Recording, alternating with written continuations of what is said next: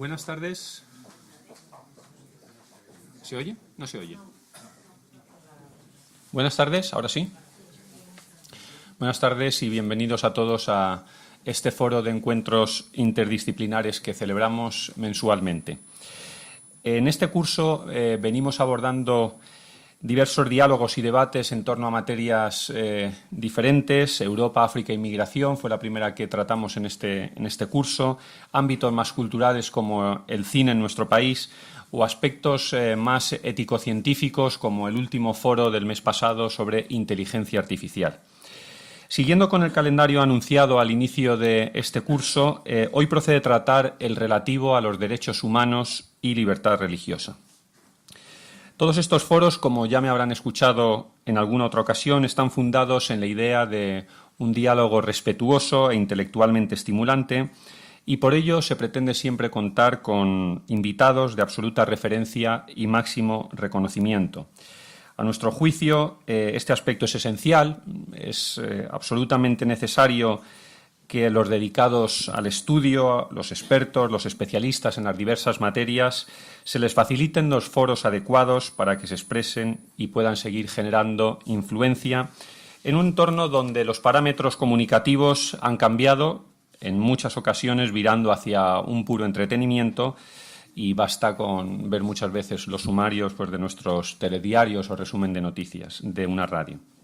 Sin que me corresponda ahora entrar en estas disquisiciones, hoy nuestros expertos no solo están sobradamente a la altura de estos foros, sino que es un alto honor poder contar con ellos para debatir sobre cuestiones tan sumamente interesantes y difíciles como derechos humanos, libertad religiosa, límites al derecho a manifestar públicamente la fe, cómo opera la objeción de conciencia y un largo etcétera que nos pondrán sobre la mesa. Por tanto, quiero agradecer a los invitados, Isaac Querub, presidente de la Federación de Comunidades Judías en España, a don Riay Tatari, presidente de la Unión de Comunidades Islámicas de nuestro país, al cardenal Lluís Martínez Sistach, arzobispo emérito de Barcelona y académico de honor de la Real Academia de Doctores.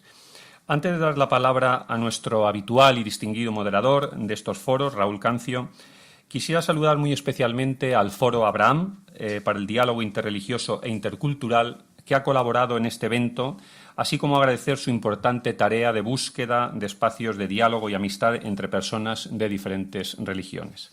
Asimismo, permítanme también agradecer la presencia de Ana Gallego, directora general de Cooperación Internacional y Relaciones con las Confesiones del Ministerio de Justicia y de otras muchas instituciones que tenemos presentes, Mensajeros de la Paz, Cáritas Española, Daun España, Asociación Católica de Propagandistas, Manos Unidas, Centésimus Annus, Amnistía Internacional, Justicia y Paz, Ayuda a la Iglesia Necesitada o el Centro de Estudios Judeocristianos, y me perdonan si me olvido de algunas, que seguro que lo hago. Sin más, muchas gracias a todos ustedes por su presencia y doy la palabra a Raúl Cancio. Muchas gracias. Muchas gracias, Jesús. Y muy buenas tardes a todos. Bienvenidos al Foro de Encuentros Interdisciplinares. Hoy, quizá más encuentros que nunca. Y más encuentros que nunca por el tema y por los invitados que hoy tenemos. Ya ha avanzado, director general, que hoy contamos con una representación que aúna excelencia y representatividad. Isaac Querub es presidente, como ha dicho, de la Federación de Comunidades Judías en España, organización que agrupa a la inmensa mayoría de comunidades y organizaciones de esta confesión. Nacido en Tánger, es licenciado en Derecho y Ciencias Empresariales por el ICADE, miembro de la Junta de Gobernadores de la Universidad de Tel Aviv y patrono de la Real Fundación de Toledo, de la March Rich Foundation, de la Fundación Baruch Espinoza y del Centro Simón Pérez de la Paz. En cuanto a Riay Tatari, es presidente de la Unión de Comunidades Islámicas de España, imán de la Mezquita Central de Madrid, en el sitio de Tetuán. Nacido en Damasco, se establece en nuestro país en el año 1970, estudió medicina en la Universidad de Oviedo y participó en la Comisión Asesora de Libertad Religiosa del Ministerio de Justicia, una labor por la que se le otorgó en 1998 la encomienda al mérito civil. Finalmente, contamos también con la presencia del cardenal Lluís Martínez Sistach, arzobispo emérito de Barcelona. Nacido en Barcelona y ordenado sacerdote por la ciudad condal, amplió sus estudios en Derecho Canónico en Roma y obtuvo el grado de doctor en la Pontificia Universidad Lateranense. Ordenado obispo el 27 de diciembre de 1987, ha sido obispo auxiliar en Barcelona, de Tortosa, arzobispo de Tarragona, Barcelona y gran canciller de las facultades de Filosofía y Teología, además de la Facultad de Historia, Arqueología y Artes Cristianas. En España, desde diciembre de 2017, es académico de honor de la Real Academia Europea de Doctores. Por lo tanto, insisto, estamos bien acompañados para un tema extraordinariamente amplio, como puedes imaginar, derechos humanos y libertad. A mí me gustaría, antes de entrar en el tema, plantear una cuestión sobre lo que yo tengo alguna idea, he leído alguna cuestión, pero me gustaría precisamente la opinión autorizada de nuestros invitados. Partimos de una premisa: vivimos en una cultura de derechos humanos, están perfectamente capilarizados, integrados en cada uno de los sectores de la sociedad. Pero al otro lado, el hecho religioso, que pensábamos que por ese proceso de secularización de las últimas décadas cada vez se había debilitado más, sin embargo, hay una realidad, y es que hay un proceso de, podríamos decir, reespiritualización. La religión como hecho vuelve a situarse en el centro de muchísimas sociedades. Me gustaría conocer si esto es, o si comparten esa opinión que yo tengo, y cuáles son las causas que desde luego ustedes están en mejor condiciones yo de abordarlas. ¿Quiere, cardenal? Sí, si puede ayudar un poco, yo voy a dar unos datos de aquel congreso de pastoral de las grandes ciudades que organicé en Barcelona, Roma, el año 2014. Manuel Castells, un gran sociólogo, dijo un dato importante, que creo que no habrá variado. En el año 1983, el 83% de la población mundial se declaraba religiosa. Religiosa en el sentido amplio, pero bueno. El año 2010, 30 años después, no bajó, sino que subió al 89%. Esto choca en nuestro mundo de la Europa occidental. Sí, es verdad, choca, porque aquí la antropología la han cambiado y tantas cosas, y aquí más bien parece que esto no sea así. Pero fuera del mundo lo sabemos que pues, la dimensión religiosa tiene mucha importancia. Y también la tiene aquí. Y a pesar de todo, yo sí contesto afirmativamente que sí. ¿Y cuáles son las causas que quiere? Hay una causa, de esto lo que hablaba que profundísima, antropológica. Se murió un monje de Montserrat, un gran filósofo, Duc, el padre Duc, y él escribió bastante sobre el secularismo. Y dice, sí, las sociedades se secularizan, pero la persona nunca. Nunca en el sentido de para siempre, porque tenemos una dimensión trascendente. Victoria Camps, no sospechosa, catedrática emérita de ética de la Universidad de Barcelona, hace ya muchos años, más de 30, recuerdo que en el país hubo un debate sobre la clase de religión y decía esto: los padres que no dan a sus hijos una formación religiosa seria, los exponen a cualquier secta o fundamentalismo, porque la persona tiene una dimensión religiosa que sale en algún momento, viene una secta, los coge y no tiene elementos de discernimiento para discernir sobre el particular. Me parece que es antropológico. Bueno, la cita bíblica sería: somos creados a imagen y semejanza de Dios. Isaac. Muchas gracias, Raúl. En primer lugar, con todo el respeto, mis dos compañeros son autoridades religiosas y yo no lo soy. Por tanto, soy autoridad civil en el judaísmo, pero no soy, ni tengo el título de rabino ni el conocimiento de un rabino. Con respecto a la pregunta, efectivamente, existe una demanda espiritual en la sociedad. Siempre la ha habido y siempre la habrá. No obstante, existen prejuicios. Y yo creo que desde el siglo XIX, cuando alguien conocido dijo que la religión era el opio del pueblo, nació todo un movimiento que intentó de alguna manera relativizar esa parte espiritual religiosa. Yo creo que esa parte espiritual es muy importante, extremadamente importante, y ha sido decisiva en la construcción de la sociedad tal y como la entendemos hoy y del progreso. Complementando los datos que decía el cardenal, hasta la principal academia china reconocía la importancia de la religión como elemento de progreso y casi de dominio de la civilización occidental sobre el resto de civilizaciones en el siglo XX. Daba como el elemento religioso, el hecho religioso, el factor diferenciador y que había promovido este progreso. Hoy en día todo eso se pone en tela de juicio. Decía Raúl que parece que hay un retorno de ese hambre espiritual. Yo creo que los que se oponen a la religión suelen hacer más ruido que aquellos que vivimos de manera pacífica y tranquila la espiritualidad y que hemos recibido de nuestros padres. Pero yo creo que la demanda está allí. Yo creo que lo espiritual está dentro de nosotros, de cada persona. Lo que hace falta simplemente... No se oye. No sé, quizá no funciona. A ver si... No sé si... Que no tenga Si está apagado. puesto en on. Me dijo que sí. Sí, ahora sí. Ahora sí.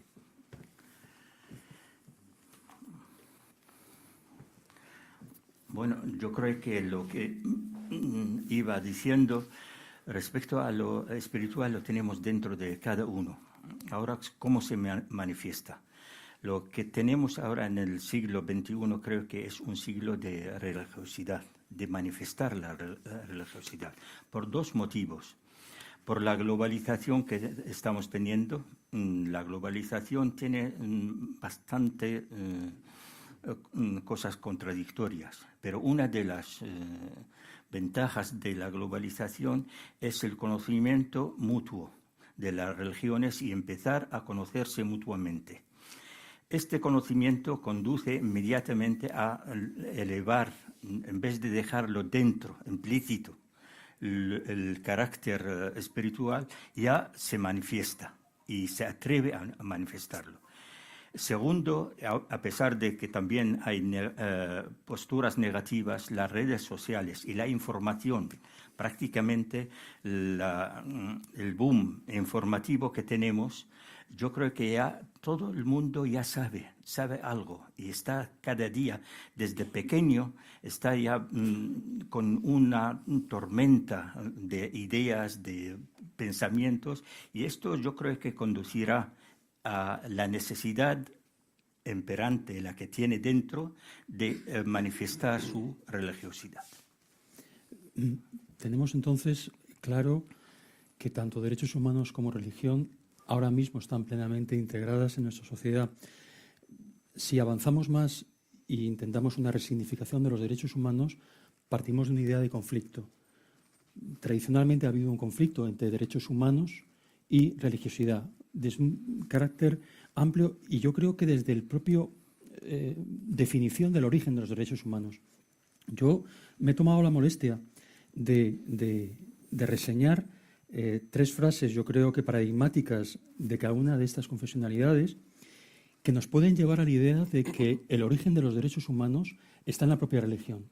Y, sin embargo, veremos cómo después es difícil conectarlo con el desarrollo hasta la Ilustración, donde, bueno, pues con todas las enseñanzas de Kant parece que los derechos humanos no parten de esa religiosidad, sino de la búsqueda de la razón, más allá de la religión. Dice: amarás a tu prójimo como a ti mismo, tanto en el Levítico como en Mateo. No hagas a tu prójimo lo que no te gustaría que te hicieran a ti, Gilel el anciano. Y ninguno de vosotros será un verdadero creyente hasta que no le desee a su hermano lo que desea para él. Es prácticamente el mismo sintagma en las tres religiones, y sin embargo, ¿cómo conectar, cómo vincular eso con la evidencia de que hasta el siglo XVII, siglo XVIII, no hay una resignificación de los derechos humanos desligados de la religiosidad? ¿Dónde, o cada uno tendrá una opinión sobre el verdadero origen de los derechos humanos, ¿no? Pero hasta en aquellos siglos no solamente era el derecho, lo ha dicho muy bien, los derechos humanos, no solamente el derecho a la libertad religiosa y la religión, es que eso sucedía en los derechos sociales y en los derechos individuales antes. Decía, no se reconocía la dignidad suficientemente de la persona humana y las exigencias que surgían de esta dignidad, que son los derechos fundamentales de la persona humana, ¿no? Claro que había también toda una concepción de la religión que hay algo importante, que en la religión, a medida que se va concibiendo como en su dimensión positiva respecto a la promoción, a la formación, a la realización de la persona humana y al bien común de la sociedad, que puede ayudar y puede contribuir y contribuye. Entonces, los estados, en primer lugar, son más no laicistas, sino laicos, en el sentido de la laicidad. Se valora la religión, se la reconoce, se la protege incluso, se la tutela. Y hasta cierto punto, las religiones se las promueve, hasta cierto punto, salvando siempre la libertad religiosa. Cuando esto no es así, pues bueno, y entonces había muchas contenciones sobre la misma religión. Pero yo creo que está en el magma, en el contexto de toda la configuración social de la sociedad de aquel tiempo.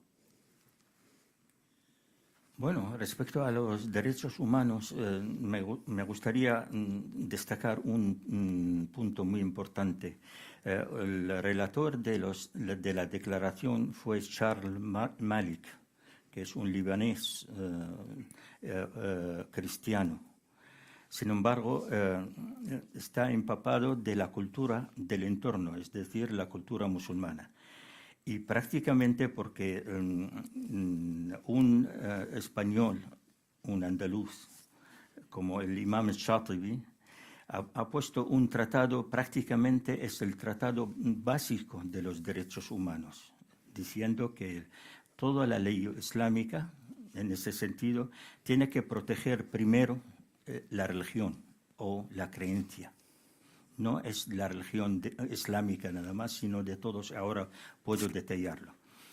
Y luego ya viene la vida inmediatamente, luego ya la propiedad y el honor, y incluso también estos fundamentos, las que prácticamente toda la Declaración de los Derechos Humanos gira en torno a esto.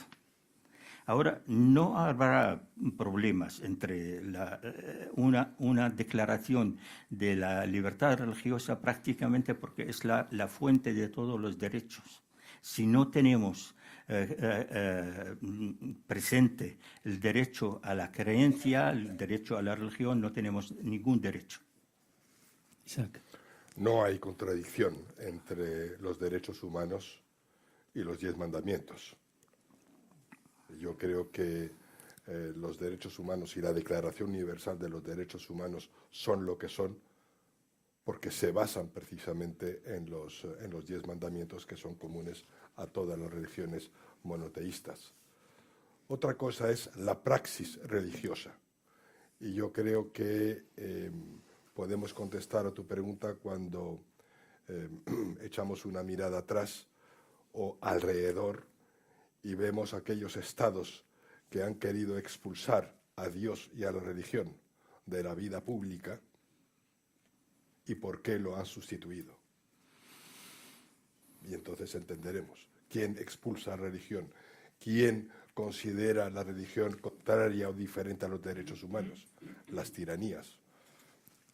Huelga decir que pueden intervenir en todo momento. Si me permite, yo diría que aquí hay una frase lapidaria, patrimonio de la humanidad, que la dijo Jesús justamente cuando se le preguntó si era lícito, para ponerlo a prueba, de pagar el tributo al César. Y él pidió una moneda, vio la efigie del César y dijo: dad al César lo que es del César y a Dios lo que es de Dios. Aquí está la raíz profunda de la libertad religiosa. Exacto. Y de alguna manera es el término ya de las persecuciones en el Imperio Romano. Desgraciadamente hay persecuciones y más actualmente, porque hay muchos más mártires hoy que en aquel tiempo, porque no se respeta esto. Los estados no respetan las competencias, por decirlo así, que tienen, y las competencias de Dios, de la conciencia, del foro interno. Y me parece que aquí está. Pero quería decir que la escuela de Salamanca, ya me remonto tiempo a, pues ya hizo como algún tratado de los derechos humanos. Realmente pues escribieron Vitoria y otros textos y contenidos defendiendo la dignidad de los indios, y allí salía pues la dignidad de la persona humana y sus derechos fundamentales. Al hilo de lo que dice el cardenal, yo en lo que es la implementación de los derechos humanos, derechos fundamentales, parece que hubiera una contradicción. Se parte de una universalización de los derechos. Cualquier ser humano tiene reconocido con independencia de su contexto, de su entorno político, de su situación, sino por el hecho de ser persona.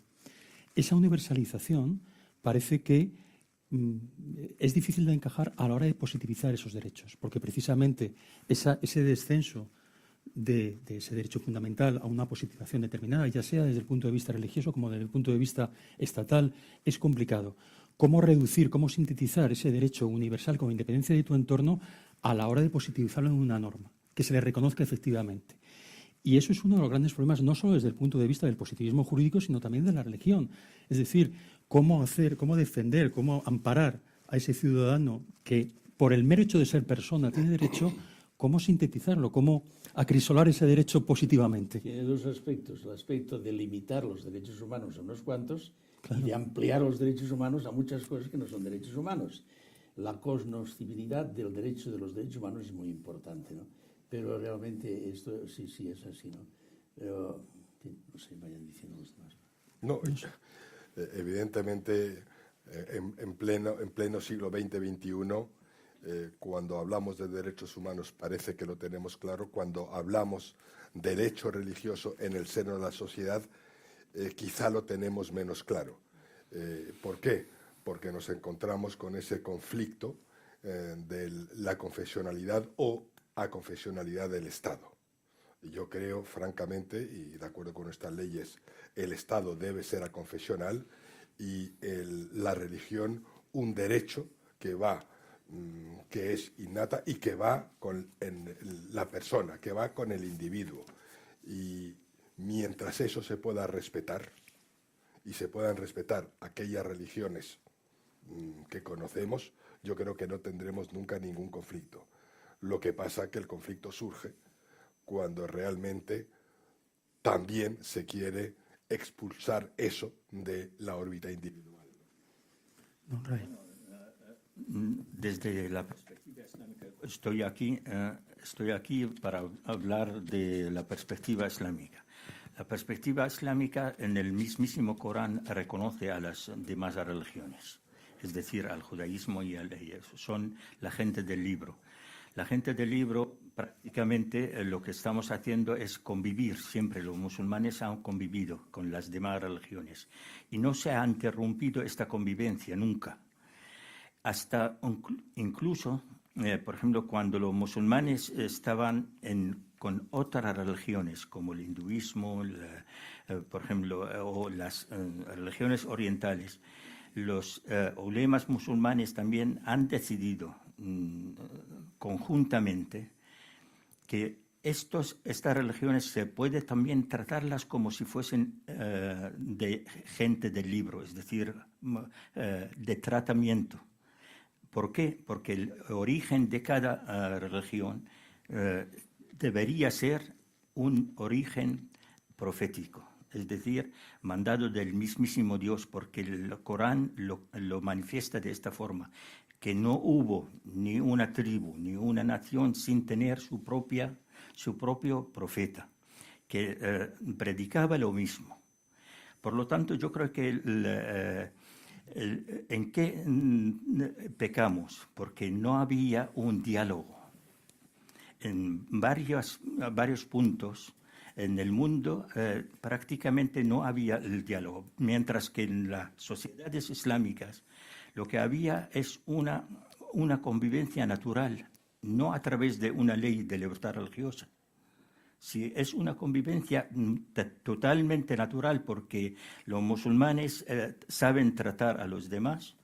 No saco absolutamente este punto del extremismo, porque el extremismo lo hemos tenido todos, tanto musulmanes como cristianos como judíos.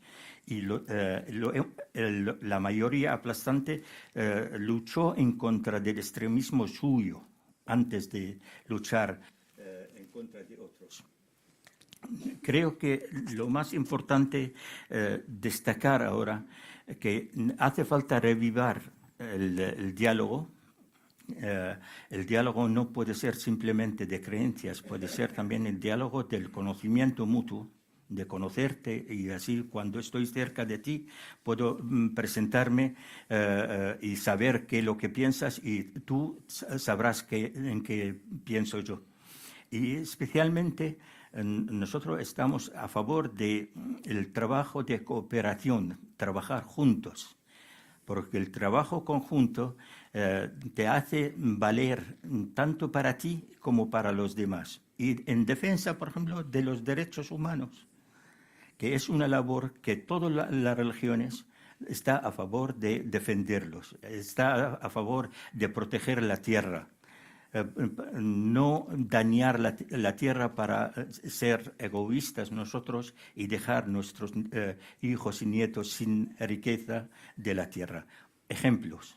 Yo creo que el diálogo crea el respeto permanente y creo que es el instrumento más importante que tenemos como humanos y es la obligación desde la perspectiva islámica.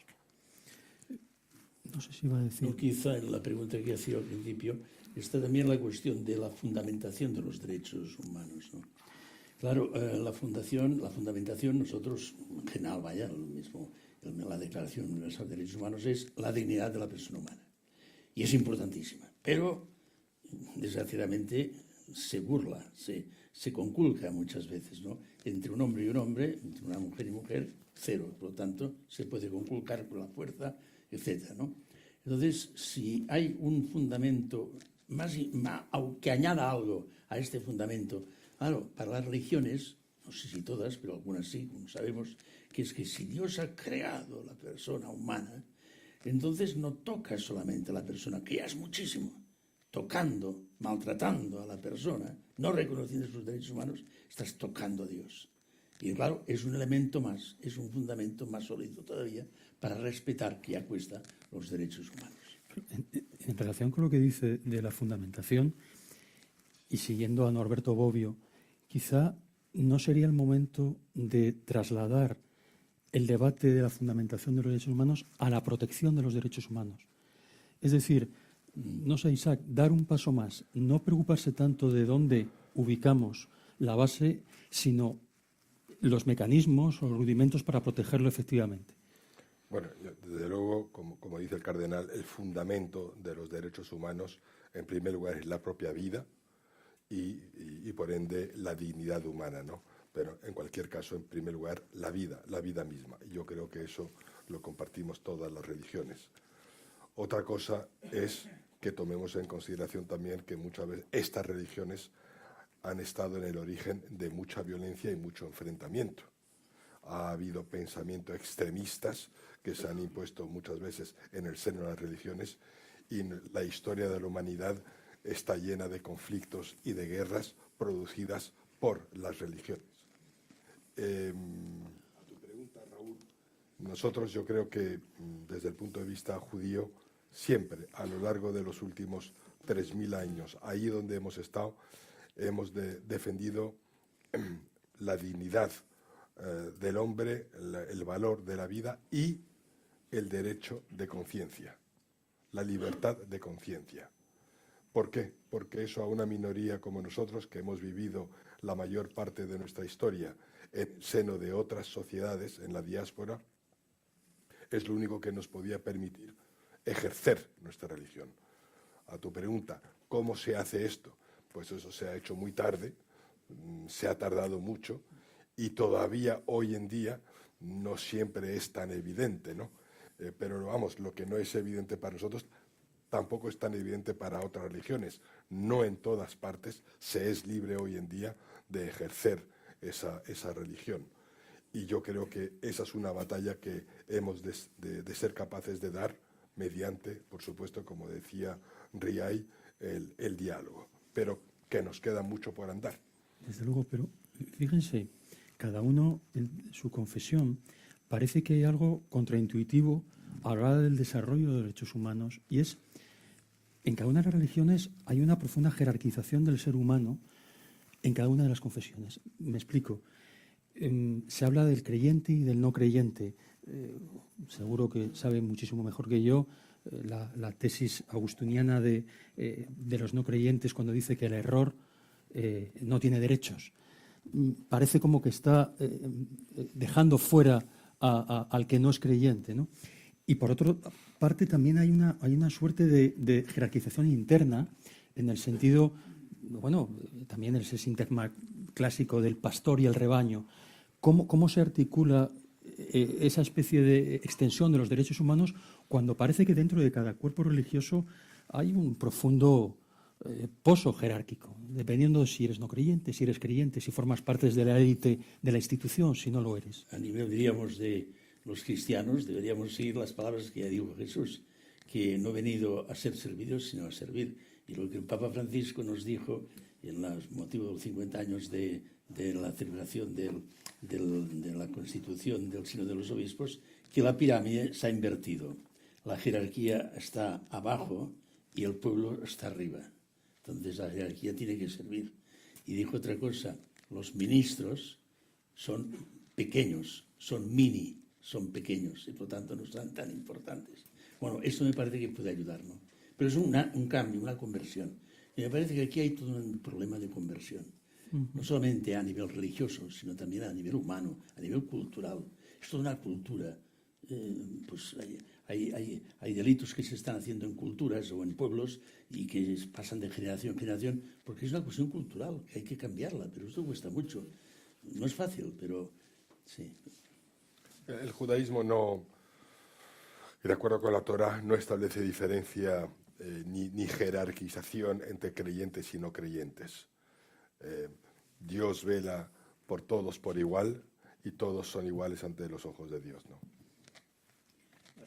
A nosotros en el Corán sentencia de forma clara la dignidad humana, del ser humano, no de una persona o de un creyente, etc. Pero sin embargo, el discurso, hay una circunferencia amplia que es la humanidad. Luego se achica a los gente de los libros, ya Ahl al-Kitab, es decir, cuando habla porque hay un reconocimiento de la creencia que tienen común de un solo Dios. Luego ya se achica y habla, ya ayyuhalladhina amanu, los que creen los deberes y derechos de los musulmanes. Pero no es para distinguir, simplemente para definir la tarea que tiene que hacer cada humano. Pero lo que impera es la dignidad humana. وَلَقَدْ كَرَّمْنَا بَنِي آدَمَ عَلَى الْعَالَمِينَ. Hemos dignificado al ser humano sobre todos los seres. Antes Isaac ha hablado de lo que es la relación directa entre religión y Estado, laicidad, etc.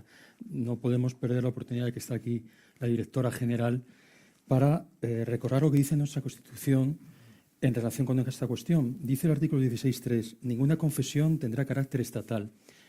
Durante la elaboración, durante el debate constitucional, y una vez que quedó el artículo 16, se dijo que era una confesionalidad, podríamos decir, tímida, no intensa, porque no se habla del Estado, sino se dice, insisto, ninguna confesión tendrá carácter estatal. Se ha criticado por una especie de relativismo a la hora de desarrollar este artículo 16.3. Luego continúa diciendo, los poderes públicos tendrán en cuenta las creencias religiosas de la sociedad española y mantendrán las consiguientes regulaciones de cooperación con la Iglesia Católica y las demás confesiones.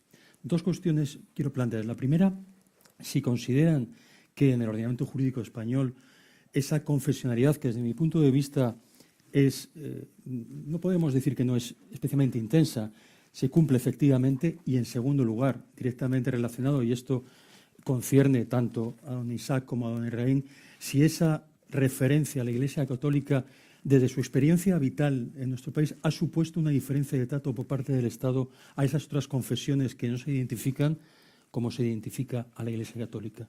Bueno, cuando se preparó la Constitución, los constituyentes pues dijeron tenemos que terminar, a ser posible, con las dos Españas, o con una España confesional o una España laicista. Entonces se optó por esta no confesionalidad, que los obispos ya lo habían pedido en un documento muy importante sobre comunidad política e iglesia y comunidad política, en 1973, tiempo todavía de Franco, y que no había tenido respuesta, y que ya decían, dejemos la confesionalidad, cambiemos ya el concordato, vayamos poniendo el Concilio Vaticano al día, ¿no?, en nuestro país. Pero entonces se optó por esta solución de no confesionalidad. Yo no digo que sea tímida, es no confesionalidad, aconfesionalidad, es un Estado laico, es la laicidad. laicidad positiva y abierta, no en contra, no laicismo. No laicismo, eso es. Por lo tanto, yo creo que está totalmente pensada, deseada esta laicidad. Y ya digo, positiva y abierta, en el sentido que no iba en contra, y abierta en el sentido que incluso estaba dispuesto a valorar, como dice el artículo que he leído, cooperación, convenios de cooperación o cooperación entre las religiones y el Estado. ¿Por qué? Porque consecuencia de esta confesionalidad, por tratar en libertad religiosa a todas las confesiones, a todas, se reconoce que las religiones son positivas para el país, para las personas, para el bien común. Y entonces se dice que se tendrán en cuenta las creencias de los ciudadanos y se establecerán convenios de colaboración con las religiones. Dice con la Iglesia Católica y las otras confesiones. Aquí alguno ha dicho, claro, vuelve otra vez la confesionalidad. No, los competentes, los autores que entienden mucho, dicen no, porque en primer lugar hay un concordato y unas relaciones internacionales entre la Santa Sede y el Estado español. En segundo lugar, porque en aquel tiempo, y ahora también, pues hombre, la mayoría de los creyentes en España eran católicos.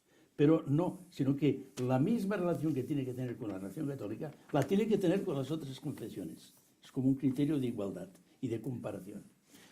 Una pregunta. Usted, cardenal, que ha ejercido tanto en el periodo democrático como en el régimen anterior, desde el punto de vista del desarrollo de la religión en un país, ¿considera que un entorno laico favorece precisamente al desarrollo? Muchísimo, muchísimo. Ustedes no saben lo que representaba en aquel tiempo terminar en la parroquia la homilía y entrar unos ha hecho política.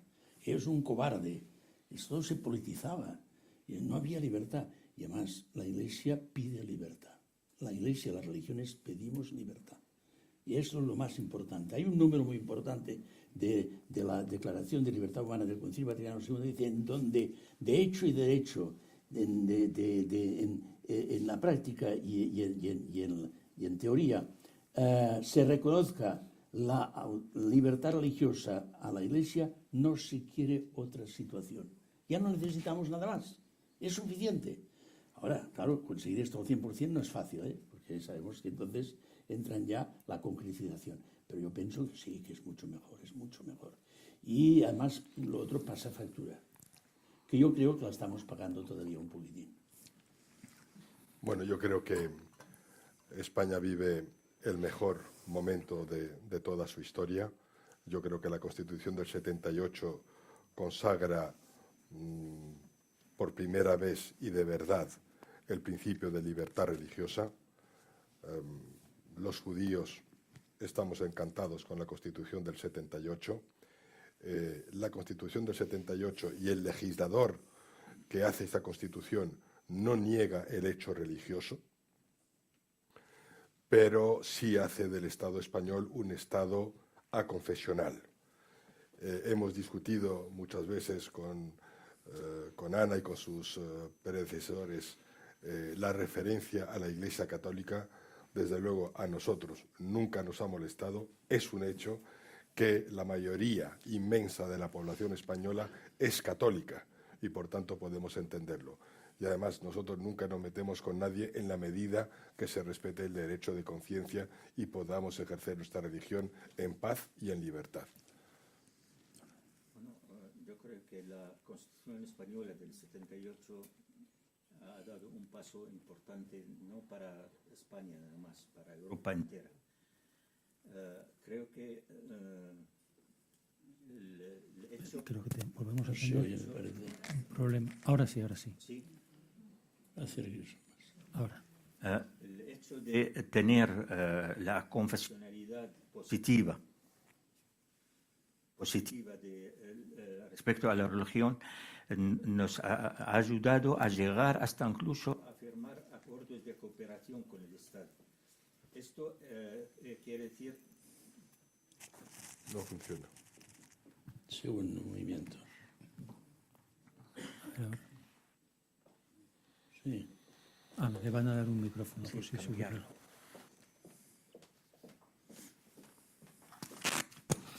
Vale, gracias. Vale. Ya está. Sí. El hecho de tener esta posibilidad de neutralidad del Estado, la confesionalidad del Estado, ha hecho de que poco a poco hemos negociado con el Estado. Se ha demostrado el notorio arraigo de las tres confesiones, evangélica, judía y musulmana, y se firmó en 1992 el acuerdo de cooperación de las tres religiones.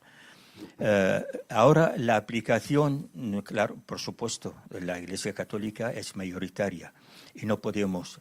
Yo creo que los acuerdos han puesto jurídicamente en pie de igualdad a todas las religiones que firmaron acuerdo, sea internacional como la Iglesia Católica o nacional como es el caso de las tres religiones. Son acuerdos de ley normal, no es una ley internacional, pero yo creo que da el derecho a los fieles de igual manera. Lo que hace falta es desarrollarlos. Y el desarrollo suyo ha sido muy lento. Hace poco hemos celebrado el 25 aniversario de la firma de los acuerdos de cooperación en el mismísimo Parlamento. Pero creo que hace falta dar más prisa porque el mundo va mucho más deprisa que el legislador español. Lo que hablaba sobre el tema de la relación al amparo del artículo 16 de la Constitución entre Estado y confesiones religiosas. Hemos dicho también que además de esa confesionalidad, de esa neutralidad del Estado, hay también unos instrumentos de cooperación. Mi pregunta es, ¿esos instrumentos de cooperación dan el resultado esperado? Es decir, sobre todo me planteo el tema de la situación coyuntural, por ejemplo, de la inmigración. Están llegando ingentes cantidades de personas de credos diferentes. Los instrumentos de cooperación, y si quiere de la directora general intervenir, yo se lo agradecería, los instrumentos de cooperación dan respuesta a las necesidades de estas nuevas personas que se incorporan, del reconocimiento de sus derechos, de su libertad de conciencia, de su integración. No lo sé si de cada una de las confesionalidades se puede decir, o bueno, es el momento ahora de decir, pues no, pensemos que sería necesario otro tipo de instrumento, otro tipo de herramienta. Yo pienso que sería lo que decía también Riay, que es un problema de aplicación, de desarrollo. Lo que pasa es que entonces las instituciones son lentas en el desarrollo, porque no tienen medios, porque no piensan, porque no les interesa. Tengan en cuenta que nosotros tenemos, porque claro, nuestro acuerdo es un poco más anterior, que es del 79. Pues tenemos conciencia y tenemos experiencia de que no siempre se acuerdan por parte de la Administración que hay unos acuerdos. Ni los conocen. Yo me acuerdo que siendo presidente de la Comisión Jurídica de la Conferencia Episcopal Española, hicimos una publicación con todos los acuerdos y los regalamos a muchas autoridades, tanto de España como de las autonomías, para que supieran que hay unos acuerdos. Porque a veces nosotros lo sabemos, pero ellos, no hay mala voluntad a veces, es que no los conocen. Los han leído, están en la biblioteca, pero claro, esto conocerlo cada día cuesta muy. Cuando un problema me parece mucho de aplicación. Esto se tendría que ver. Ahora yo quiero decir una cosa, que a veces se ataca. Ni los acuerdos de Iglesia-Estado, que son de rango internacional, pero tienen un valor también, y ni los acuerdos de la ley de las tres confesiones no son ningún privilegio. De hecho, no es ningún privilegio. Podría ser privilegio el contenido de estos acuerdos. El contenido se podría ver. Pero, como tal, lo dice la Constitución, harán, pues convenios de cooperación. ¿Por qué? Porque hay una cosa importante en teoría. El Estado español en la Constitución reconoce positiva las religiones para el bien del país. Esto es muy importante. Y mi experiencia es que las constituciones de los Estados que valoran positivamente las religiones son siempre laicas. Mientras que las otras constituciones son laicistas. Toleran al máximo las religiones. Las toleran como máximo. Y a veces ni esto. Porque es una concepción.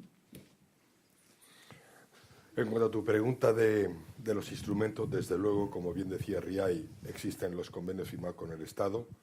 Nosotros lo hemos valorado de manera positiva, muy positiva, pero ciertamente, y eso lo decía mejor que yo, lo decía un pensador francés cristiano, nacido en el siglo XIX, muerto en el siglo XX, Charles Péguy, que decía: peor que una mal perversa es un alma habituada. Estamos habituados a que España sea católica y es muy difícil hacer pensar a cualquier funcionario que existen musulmanes o que existen judíos, sobre todo en nuestro caso cuando representamos a algunos miles, es decir, cero en la población española.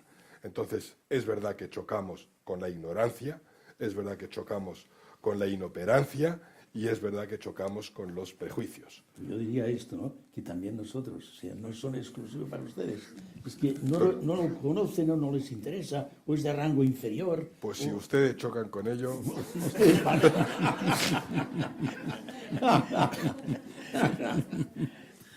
Yo creo que es muy importante destacar por qué hemos citado la aplicación. Después de 26, 27 años, hasta el momento tenemos casi el 5% de la población estudiantil, alumnos musulmanes, que reciben la formación religiosa islámica. Y nosotros tenemos que defender la formación correcta de lo religioso islámico. Pero ¿a qué nivel? ¿Y cómo lo hacemos si el colegio no atiende esta demanda? Me sale una diputada, dice, fulano, un político, impone el Islam en los colegios. Por favor, lee el artículo en el acuerdo de cooperación. Por favor, consulta lo que tenemos de legislación. Pero simplemente porque no le gusta, empezar a atacar. Yo creo que para proteger la convivencia hace falta la formación religiosa común para todos los alumnos. Son casi 318.000 alumnos escolarizados. Al hablar de la relación entre Estado y religión y al amparo del artículo 16, se ha hablado tanto por Isaac como por el cardenal, de que, lógicamente, el tratamiento constitucional que será la religión católica, tanto por una razón cuantitativa como tradicional, tiene un tratamiento diferente. Sin embargo, fíjense, nosotros allí, hablo de mi experiencia en el Tribunal Supremo, cada 15 días examinamos doctrina del Tribunal Europeo de Estrasburgo. Y nos estamos dando cuenta cada vez más que se están suscitando cuestiones relativas con el ejercicio de la confesionalidad en cada uno de los Estados miembros de la Unión y del Consejo de Europa. Recientemente, la semana pasada, supuso un caso en el que una persona de confesionalidad judía, creo que era en Bélgica, interpretaba que había sido vulnerado su derecho a la libre conciencia y religión porque no se le había concedido un día de permiso, que era un día festivo del credo judío en Bélgica, con el argumento, y así lo corroboró el Tribunal de Estrasburgo, de que carecía de implantación, de arraigo en ese país. Nosotros eso lo hemos superado ya. Nuestras fiestas, el hecho de que sea fiesta Jueves Santo no es tanto por su naturaleza religiosa como porque tradicionalmente se ha entendido que es una fiesta ya. Lo que quiero decir con ello, mi conclusión, y lo que le planteo a ustedes, es que un elemento puramente cuantitativo o tradicional, como es la religiosidad católica de los españoles, afecta, sin embargo, directamente a derechos subjetivos, en este caso de judíos o de musulmanes. Eso es así, Raúl. Yo creo que Ana conoce perfectamente ese tema y yo me alegro mucho que lo toques. Yo creo que musulmanes y judíos seguimos reivindicando la aplicación del convenio y particularmente uno de los temas más importantes son los días festivos, tanto para la religión musulmana como para la religión judía. ¿Qué ocurre cuando se convoca una oposición, como el MIR u otra, un sábado o un viernes? Eso es muy importante y hasta ahora no tenemos solución, ¿no? Ya digo que Estrasburgo no lo ha contemplado con este caso concreto, precisamente con el argumento de la falta de arraigo tradicional. No sé si... Me parece que yo, claro, no será tanto, pero también les puedo decir que hay cuestiones que tampoco por parte de la Iglesia se le reconoce la aplicación. Y repito, a veces no es por mala voluntad, es porque es que no lo conocen. No sé si ustedes también tendrían que reeditar estas leyes y darlo a todas las autoridades. Quizá también es un camino. No creo que consiguiera mucho éxito aquella operación que realicé, pero es decir, es un camino lento, desgraciadamente. ¿Por qué? Porque lo religioso, porque en España las religiones no son de derecho público. Y aquí están muchas cosas. Somos una cosa, a veces incluso culturalmente, pero también en el concepto político y jurídico, pues en Alemania es derecho público, pero en España no. Fruto de Napoleón y todas las consecuencias que vienen después, ¿no? Y entonces lo único público es lo estatal. Oye, perdone, yo siempre digo, en las parroquias entra la gente, toda la gente que quiere entrar, incluso ladrones, incluso salteadores. En el ayuntamiento, que es público, no entra todo el mundo, ahí hay unos guardias que impiden, si conviene, que alguien entre. ¿Qué es más pública, la parroquia o el ayuntamiento? Es decir, es un poco así de palabras, pero me parece que en el fondo está esto también, ¿eh? Sí, sí, por supuesto, somos como un apéndice. Sí, sí. Pero cierto es, y hay que decirlo, tenemos la CARL, la Comisión Asesora en Materia de Libertad Religiosa. El propio Estado, por tanto, nos ha otorgado un foro, hablo bien del Estado, donde todas las religiones, porque estamos católicos, estamos los hindúes, los musulmanes, los protestantes y nosotros, donde tenemos la posibilidad de expresarnos y de decirlo aquello que se puede corregir, pero no siempre se encuentra la solución. No, yo diría que quizá aquí sale de nuevo, no para esto solamente, pero también la importancia del diálogo interreligioso, que no tocará contenidos de fe, que toca aspectos sociales, participación en el mundo, en la miseria, en la pobreza, en lo social, y también la defensa de nuestros derechos como religiosos, Sin duda. religiones. Y nos podríamos ayudar mucho más, ¿no? Yo recuerdo que en Barcelona la experiencia del Chetar, que hay pues judíos, un judío, musulmán, católico, un protestante, etcétera, y se reúnen, es un grupo de trabajo, nos ha ayudado mucho, porque se ponen como en ciertas cosas y se hace como una opinión más común y se hace llegar pues, a las autoridades más fácilmente, y eso las autoridades también lo valoran, porque también hay autoridades, ahora ya no tanto, pero pasaban, que no se aclaran. Con la Iglesia Católica aún, porque tiene una cierta cultura y algunos se han formado, pero con las otras religiones no se aclaraban, porque no era lo habitual, digamos. Es verdad, no está organizado este diálogo, pero en cualquier caso sí existe diálogo y conversaciones más bien privadas de los dirigentes con la Iglesia Católica o con los musulmanes o con la Ferede, ¿no? Con los protestantes, ¿no? Y es que, volviendo a la cuestión del inicio, al final, desde el punto de vista, y lo vuelvo a traer a mi terreno, de la jurisdicción, es un juicio de ponderación, al final. Y es muy complicado ponderar religiosidad, espiritualidad, con normas de derecho público, con normas, con ordenamiento. Y es que se me ha traído a la cabeza, también hace un mes, una sentencia de Estrasburgo en la cual, hablando de la religión, de los hindúes, de los sikh, aquellos británicos que llevan ese turbante tan grande, sikhs, en el Reino Unido la circulación en ciclomotor es obligatorio el casco. Bueno, pues lógicamente esto es así. Se hizo una excepción a la aplicación de la norma porque no podían ponerse lógicamente el casco. Quiero decir, ensamblar las creencias personales con... Estamos hablando, ojo, de seguridad, no estamos hablando de algo trivial. Estamos eliminando o rodeando, haciendo una elipsis a una norma de seguridad vial por una cuestión religiosa, que es que esas personas no se pueden quitar el turbante ni cuando van en moto, ¿no? O sea, eso es complicado arbitrarlo. Sino porque sea una norma religiosa, el Estado confesional tiene que, que practicarlo todo, hay que verlo. Claro. Cosas que puede la seguridad del acto, la seguridad del lugar. Sí, muchos ejemplos. Muchas cosas, la seguridad de la persona. Bueno, hay que estudiar en cada caso. El tema un tema también es el tema de la alimentación, tanto en hospitales como centros penitenciarios. El menú específico que algunas confesionales tienen y que se pondera si en un centro penitenciario hay 2 internos judíos, tiene que adecuarse a instituciones penitenciarias a hacer un menú específico para ellos. O sea, Lo que intento decir es que cuestiones puramente crematísticas o prosaicas, como es lo que costaría hacer un menú específico, se mezclan con creencias que esa persona no va a comer. Estos son los temas que se recogen en los convenios.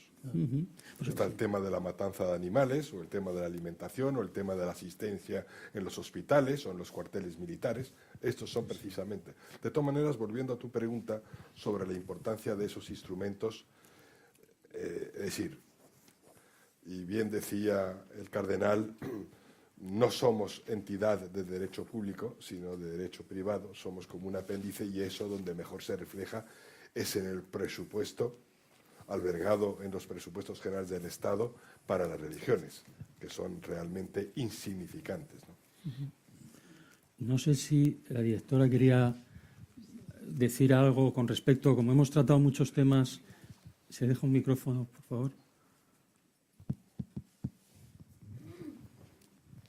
Muchas gracias, Raúl. ¿Se oye, no? Sí. Bueno, lo primero, agradecer a los tres el interesante debate, porque realmente está siendo muy dinámico y muy fructífero. La verdad es que se han planteado tantas cosas que no sabría por dónde empezar, pero lo primero, quizá, por el título de la propuesta de debate, que es Derechos Humanos y Libertad Religiosa. Quizá también muchas de estas cuestiones que se han suscitado se entienden también partiendo del propio título del debate. Es decir, la libertad religiosa no se proclama desde la religión, se proclama desde el Estado, y es un derecho fundamental. Entonces, y la propia libertad religiosa, al proclamarse desde el Estado, está haciendo la declaración es una declaración de intenciones en sí misma. Es: voy a respetar el ejercicio de cualquier religión, voy a remover los obstáculos que dificulten el ejercicio de todas las religiones. Todas van a tener el mismo estatus, el mismo carácter y la misma importancia, y eso solo se puede predicar desde la neutralidad del Estado, porque si no estaríamos en un ámbito confesional en el que, por definición, sería excluyente. Entonces, en ese presupuesto, y desde ese presupuesto, es cierto que todos los temas particulares que se han suscitado y que son todos sumamente interesantes, pues unos, luego en este planteamiento hay grados. Entonces, unos están más evolucionados en esa neutralidad que desde el Estado se predica y esa libertad e igualdad de todas las religiones que se reconoce, y otros no han llegado todavía a poder operar en el mismo contexto, ¿no? Y quedan rescoldos de situaciones en las que existía una mayor preponderancia o incluso una confesionalidad palmaria de alguna religión. Entonces, pues los festivos, por ejemplo, es uno de esos ejemplos, o ese tipo de cosas. Por lo tanto, yo creo que es importante desde el Estado ser muy consciente de eso, de que la labor del Estado es crear las condiciones para que todas las religiones se puedan desarrollar en igualdad, en la máxima igualdad posible, en una tendencia hacia la igualdad, y que esa libertad se proclama desde la neutralidad por parte del Estado. Preguntabas antes, Raúl, sobre los instrumentos de cooperación o los instrumentos en sociedades cada vez más abiertas. Pues sí, siempre son pocos, son todos perfectibles y siempre va a hacer falta algo más, pero bueno, el planteamiento justamente es intentar, pero no ya por la inmigración, porque al final la inmigración es otra problemática. Yo creo que son españoles testigos de Jehová, o españoles musulmanes, o españoles judíos, vengan o no vengan de fuera, ¿no? Que tienen que ejercer su religión desde la libertad y desde el reconocimiento de sus peculiaridades, en la medida en que se puedan reconocer. En la medida en que, como bien se decía antes, pues no afecten a otros bienes jurídicos que el Estado debe proteger en mayor medida.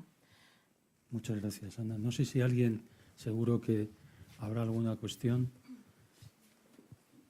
Detrás, justo. Muy buenas tardes. Soy Raquel Martín, responsable de comunicación de ayuda a la Iglesia Necesitada, y quería una valoración respecto a este paso importante de entendimiento y de aportación de las religiones a las sociedades que ha realizado el Papa Francisco en Emiratos Árabes con el gran imán de Al-Sadd, del Cairo. Yo creo que acuerdos como estos son unos puntos de inflexión importantísimos en las relaciones, por supuesto, entre el Islam y los cristianos, los católicos del mundo, y también yo creo que puede servir de hoja de ruta para que los estados vean a las religiones como parte de la solución, no como un problema. Andrea, yo creo que...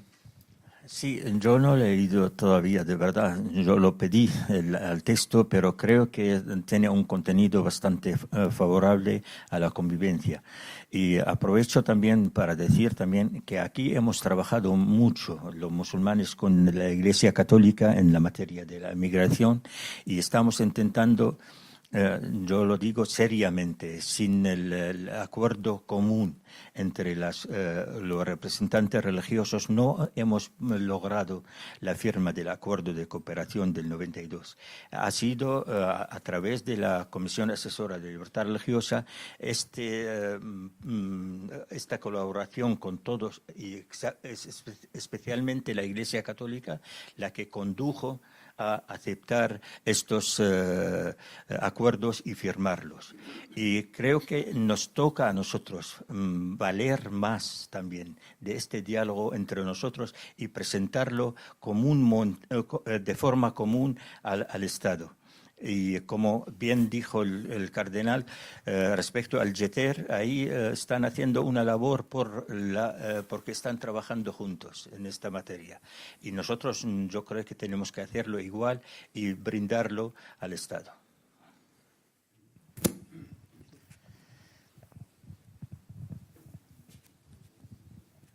Gracias, buenas tardes. Javier Fernández Cid, de ASE, Acción Social Empresarial. La primera parte del debate era un poco general, el entorno está claro, se necesita libertad religiosa para que una sociedad avance. El segundo era más en detalle y el diablo está en los detalles. Entonces, quedándome en la primera parte, ¿cómo se entiende la reciprocidad para que un tema tan importante como la búsqueda de ese diálogo interreligioso, esa libertad de fe y ese beneficio para todas las religiones monoteístas, ¿qué pasa? Tal vez la pregunta es para la directora general. ¿El Estado español, por ejemplo, busca relaciones de reciprocidad con otros estados para conseguir los avances que tenemos en nuestro país o no llega tan lejos? Gracias. Si quiere, Ana, a lo mejor quiere decir algo. La verdad que no, pero no por... no sé si a lo mejor no he entendido bien la pregunta, pero no sé... El planteamiento desde el Estado de reconocer la libertad religiosa y promover la diversidad y el ejercicio plural de la libertad religiosa en una sociedad no depende de que en otra sociedad también se reconozca. Afortunadamente no es así, porque si no, no sé, existiría... ¿Con qué Estado se establece la reciprocidad? ¿A qué colectividad va a afectar esa falta de reciprocidad en España? Los derechos fundamentales se reconocen a todos los ciudadanos de un país por igual, y eso es el frontispicio de la Constitución y de la proclamación de los derechos fundamentales. Con independencia del tratamiento que es un país de origen. Claro, porque además el país de origen puede ser muy variado y la persona que está en España y a la que se le reconocen los derechos proclamados en la Constitución no tiene, digamos, la culpa, ¿no? El cardenal quería... No, yo quería decir que es verdad. Ahora hay un aspecto que quizá toca también a los estados democráticos que respetan y tutelan y promueven la libertad religiosa, es hacer lo posible, de acuerdo con sus competencias, para que otros estados, que ni a los ciudadanos de este estado que van allí se le reconocen los derechos de libertad religiosa u otros derechos, al menos, yo me parece que decía esto, ¿no? De que, hombre, que se haga alguna cosa, al menos para los ciudadanos del Estado, concretamente el nuestro, Ya no Claro. digo para todos los ciudadanos, que ya no toca Lógicamente, tanto, en las relaciones internacionales, y eso corresponde más a Exteriores. la acción exterior del Estado y a embajadas y Ministerio de Asuntos Exteriores, le corresponde la protección de los españoles en el extranjero a todos los niveles. Y si en algún país existe una discriminación contra la religión que profesan ciudadanos españoles y tiene ese carácter, pues se realizan las acciones diplomáticas pertinentes.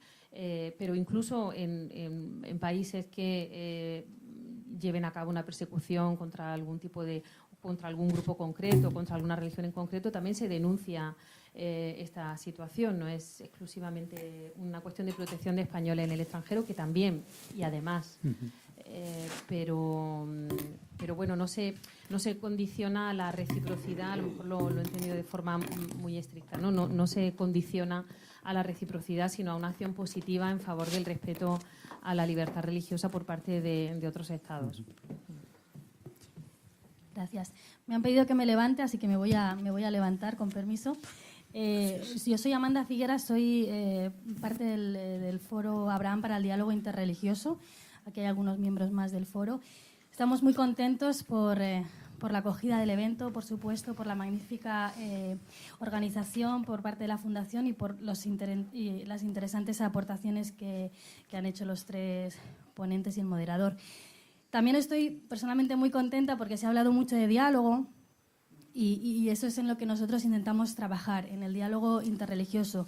Creemos que la base de la confianza es el conocimiento mutuo y para eso es necesario encontrar lugares en los que podamos pues, estar juntos y conocernos, ¿no? Así que estamos muy contentos de que se reconozca esta importancia.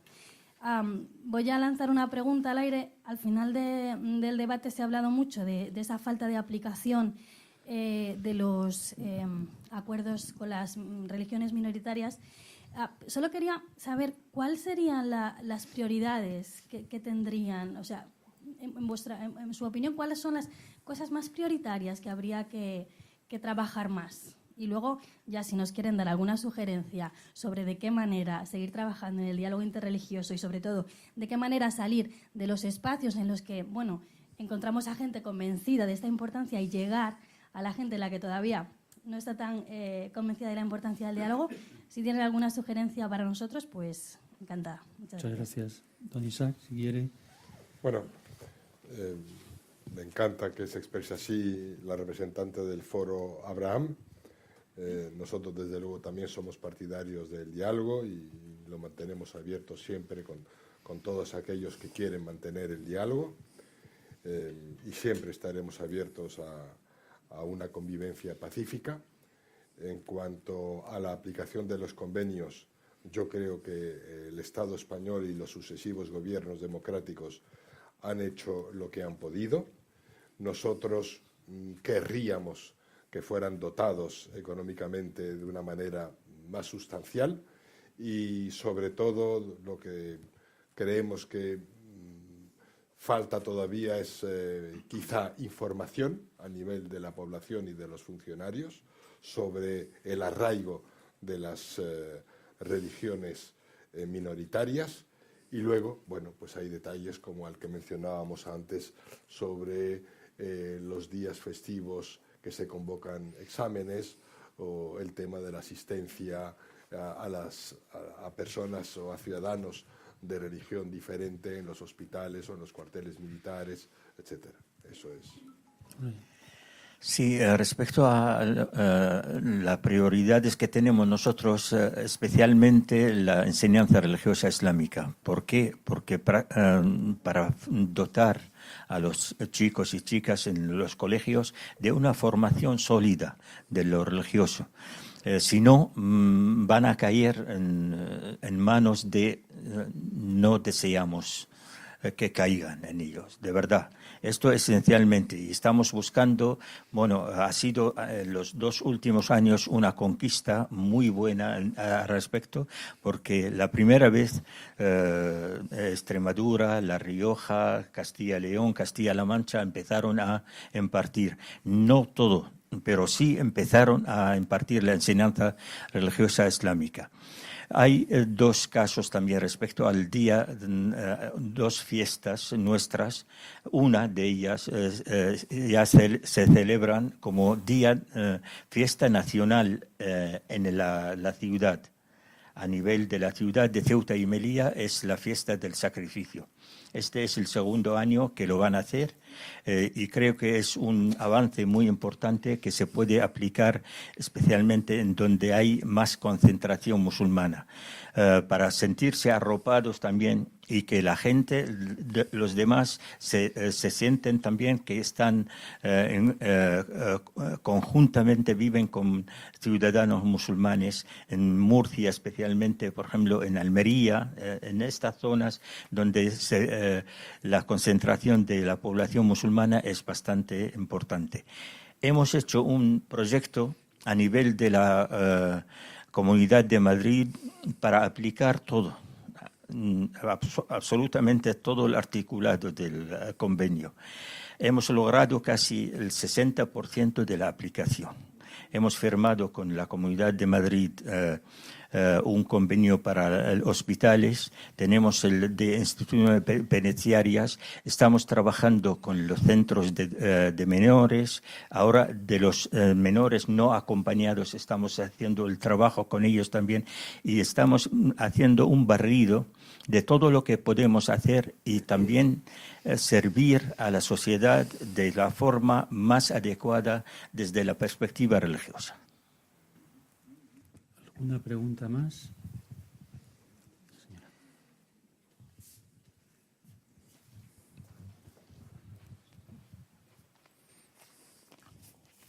Muchísimas gracias. Del Centro de Estudios Judeocristianos. Yo quería hacer una petición más que una pregunta y, por supuesto, va dirigida al cardenal Sistach. Es una petición que ya hemos hecho oficialmente a la Conferencia Episcopal Española para cuándo la creación de una comisión de diálogo con el judaísmo. Comisión que ya existe en países como Francia, Italia, Alemania y que en España todavía no tenemos una comunidad como la judía de notable arraigo, como han comentado ustedes, y de una importancia en nuestro país y que todavía no disponemos de ella. Eso sería fundamental para un conocimiento mayor, un diálogo, todo lo que ustedes han expresado hoy tan sabiamente en esta mesa redonda. Muchas gracias. Pues yo puedo decir que me hago eco de esta petición y la transmití. No sé el resultado, si tendrá mucho éxito o no. Parte supongo que es que como se van creando más comisiones, crea un problema también dentro de la conferencia. A veces sucede que cuando se habla de reducir, se crean de nuevas, y por tanto ya no se trata nunca de reducir, porque se han creado de nuevas. Sí, hay otras comisiones que también, ¿no? La familia, eso, que son subcomisiones, pero se podría ciertamente, yo pienso que es importante porque tenéis un arraigo importante aquí, histórico y actual también. Sí. ¿Hay más preguntas? No sé. Ahí parece que quedaba una. Gracias por sus intervenciones. Yo pediría una reflexión mirando al futuro, no tanto al pasado, con respecto al papel de la mujer. Es evidente que de manera global la situación de la mujer es de inequidad con respecto al varón, digamos, en el mundo, en el ejercicio de los derechos fundamentales. ¿Qué papel se puede pensar o se puede soñar desde las distintas confesiones religiosas para hacerse eco y para impulsar, digamos, también desde las religiones, una sociedad más igualitaria en este sentido? Bueno, en primer lugar yo diría que tratar, es decir, poner en relieve la dignidad del hombre y de la mujer son iguales en dignidad. En segundo lugar, dar toda una formación a todos los ciudadanos, a todos los de una religión concreta, pero en definitiva a toda la sociedad. Podemos también ofrecer contenidos, ¿no?, de valorar la mujer como persona humana y entonces evitar todos los problemas que tienen actualmente las mujeres. Esto ya es muy importante. Si superamos esto, si hay una cultura que se valora a la mujer debidamente, Hombre, pues yo creo, y porque creo que realmente, en primer lugar, no digamos que la Iglesia está haciendo una labor magnífica a las mujeres, ¿no? Tengo siempre un interrogante que no sé si daría resultado o no. Pero mi interrogante es, si mandaran en los estados las mujeres, ¿habrían tantas guerras? No sé si alguien no quiere añadir algo. Pues, yo creo que desde la perspectiva islámica, la postura de la creencia islámica en este sentido es el hombre, sea hombre o mujer, ante Dios son iguales, ante el público también son iguales. Yo creo que las generaciones nuevas nacidas aquí en España hasta destacan más las mujeres que los hombres en muchísimas tareas y están ocupando sus puestos en la sociedad. Desde luego es un tema de educación, no se puede prescindir de la mitad de la población. Hombre y mujer son exactamente iguales en derechos y obligaciones, y aquellos que hacen diferencias sencillamente no tienen razón ni tienen fundamento para hacerlo. Desde la perspectiva judía, salvo en la parte ortodoxa de los movimientos ortodoxos, donde la mujer no puede ejercer de rabino, pero sí en los demás movimientos, en el judaísmo no existe ningún tipo de restricción. Muy bien, pues muchísimas gracias. Al hilo de esta última pregunta, les recuerdo que el próximo foro tratará precisamente el día antes del Día de la Mujer. Trataremos precisamente todas las cuestiones relacionadas. Yo quiero agradecer muy sinceramente a todos nuestros invitados, porque hoy yo creo que se ha dignificado el objetivo de este foro. Creo que este encuentro ha puesto de manifiesto lo que se busca realmente con este tipo de eventos. Yo, desde luego, y si me permiten la frivolidad, hoy me he sentido como si estuviera en Jerusalén. Ha sido de un ecumenismo extraordinario, así que le agradezco a todos y a todos ustedes su presencia. Muchas gracias. Gracias, Raúl. Muy bien, pues muy bien. Muchas gracias, Raúl. Una tarjeta.